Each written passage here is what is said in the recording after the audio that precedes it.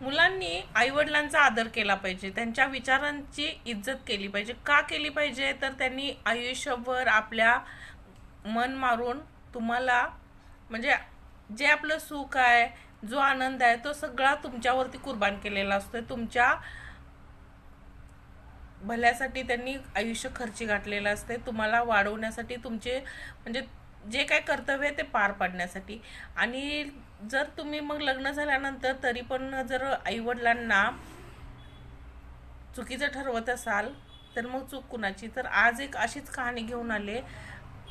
Officer असतात आणि रोज ड्युटीवर जायचं, म्हणजे आपल्या बायकोला कधीच वेळ देऊ शकत नाहीत, कारण रोज ड्युटी आहे. ड्युटी नसेल तर त्या दिवशी म्हणजे रोजची त्यांची ठरलेली कामं असतात आणि त्यातून ते बायकोला वेळ देत नाही. ती मग बायको कधी असं विचार, म्हणजे तिला पण कधी वाईट वाटत नाही. ती आपलं घरचं काम, टिफन वगैरे बनवून झालं, मुलाचं करून झालं की थोडंफार तिला बाग बगीच्याचा नाद असतो, झाडं लावायचं हे ते करत असते. त्यामुळं आणि रिटायरमेंट होते नंतर यांची.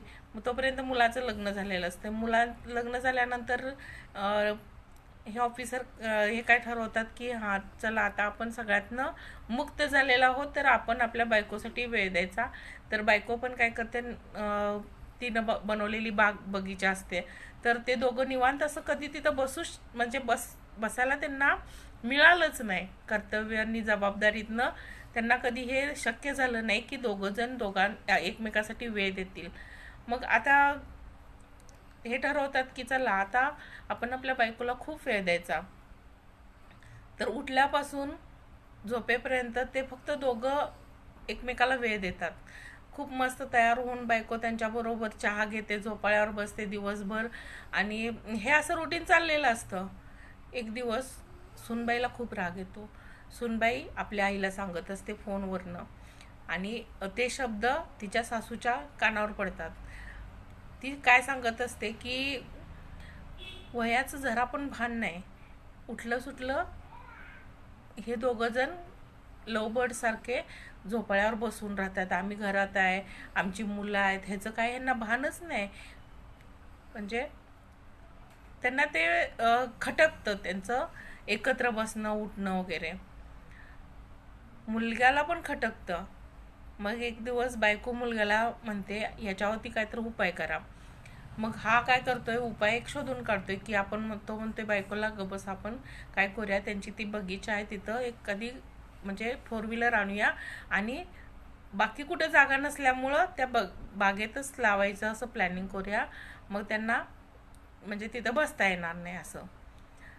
मग हा जातोय वडिलांकडं, वडिलांना कारचे हे दाखवतोय, पोस्टर वगैरे, आणि म्हणतोय की पप्पा मला ही कार घ्यायची आहे. मग पप्पा म्हणतात का अजून एक तर कार आपल्याकडे आहे, अजून एका कारची गरज काय आहे? तर नाही, आम्हाला पाहिजे कार आणि आम्ही कार घेणार आहे. तर तर असं दोघांच्यात हे होतं. आणि मुलगा मग वडील म्हणतात नाही, कारची काय आवश्यकता नाही, आणि ही बगीचा जी आहे ती खूप आवडीनं तुझ्या आईनं लावलेलं आहे, आणि ह्या झाडांमध्ये तिच्या खूप आठवणी म्हणजे लपलेल्या आहेत.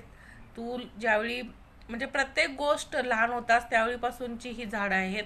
इथलं म्हणजे कुठलंच झाड वगैरे त्याला इजा होता कामा नये, कारण ती तिची आठवण आहे तुझ्या आईची. मग त्याला खूप राग येतो. तो म्हणतो तुम्ही दिवसभर बसलेला असता, चांगलं वाटतं का? लोक काय विचार करतात, आणि तुम्ही बिलकुल पण विचार करना झालाय लोकांचा. तुम्ही आपलं आपलं दोघांचं चाललेलं असतंय, हे बरोबर नाही, असं तो तंतनत निघून जातोय तिथनं. मग हा आता टेन्शनमध्ये काय करायचं. मग बायको म्हणते आता काय करायचं, लोक असे म्हणजे मुलगा असं म्हणा लागलाय. तर तो म्हणतोय तू काय टेन्शन घेऊ नको. त्या दिवशी रात्रभर विचार करतोय. दुसऱ्या दिवशी सकाळी उठल्यानंतर म्हणजे कुणाला काहीच बोलत नाही. बायकोला म्हणते तू काही टेन्शन घेऊ नकोस, मी काय करायचं ते बघतो. मग भाड्यानं देणे आहे जागा म्हणून असं एक बोर्ड लावतोय. मुलगा बघतोय, मुलग्याला वाटतंय पप्पा हे काय तुम्ही भाड्यानं देणार आहे? हे मान्य आहे, आपलं घर मोठं आहे, पण कुठली जागा भाड्यानं द्यायला लागलाय? तर मग वडील म्हणतात, जे तुम्ही राहता ना ते मी आता भाड्यानं देणार आहे. मग मुलग्याला कळायचं बंद होते, पप्पा आम्ही कुठे जाणार. पप्पा मग मुलाला म्हणतात, आम्ही तुम्हाला ह्या लायक बनवले की तुम्ही आता कमवून खाऊ शकताय. इथंपर्यंत आम्ही बनवले. आतापर्यंत तुझ्या आईनं जगाचा विचार करून प्रत्येक गोष्ट करायला म्हणजे इच्छा मारल्या. लोक काय म्हणतील, जबाबदारी, हे ते सगळ्या इच्छा मारून आम्ही आता इथंपर्यंत आलोय. आता तुम्हाला जर आमच्या वागण्याची अडचण होत असेल तर तुम्ही कुठेही राहू शकता, आणि मी ही जागा भाड्यानं देऊन आरामात त्याच्यातनं भाडोत्री आमच्या लेवलचेच ठेवणार ना, आमच्या वयाचे ठेवणार. म्हणजे तुम्हाला जनरेशन गॅपचा अजिबात त्रास होणार नाही, आणि त्या गोष्टीपासून तुम्ही लांब राहशीला. तुम्हाला आम्ही तुमच्याकडे बघून, नवरा बायकोकडे बघून खुश होतोय, मग तुम्ही आई वडिलांकडे बघून खुश का होत नाही. आता तुम्ही जबाबदारीतनं मुक्त आहात, तुम्ही असंच आनंदी राहा, खुश राहा असं तुम्ही म्हणायला पाहिजे होतं, पण तुम्ही तसं म्हणत नाही ना. तर ठीक आहे, तुम्ही कुठंही राहा, आनंदात राहा, आमची तुम्हाला अजिबात अडचण होणार नाही. आणि असा निर्णय सांगितल्यानंतर मुलग्याला पण त्रास होतो ह्या गोष्टीचा.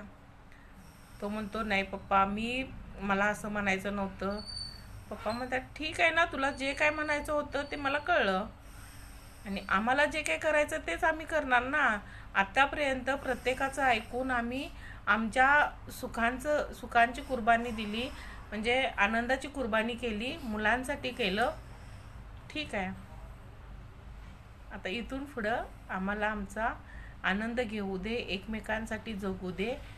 तुम्ही तुमचं रिकाम आहात, तुमच्या मुलांची म्हणजे कर्तव्य वगैरे तुम्ही पार पाडा, तुम्ही निवांत राहा.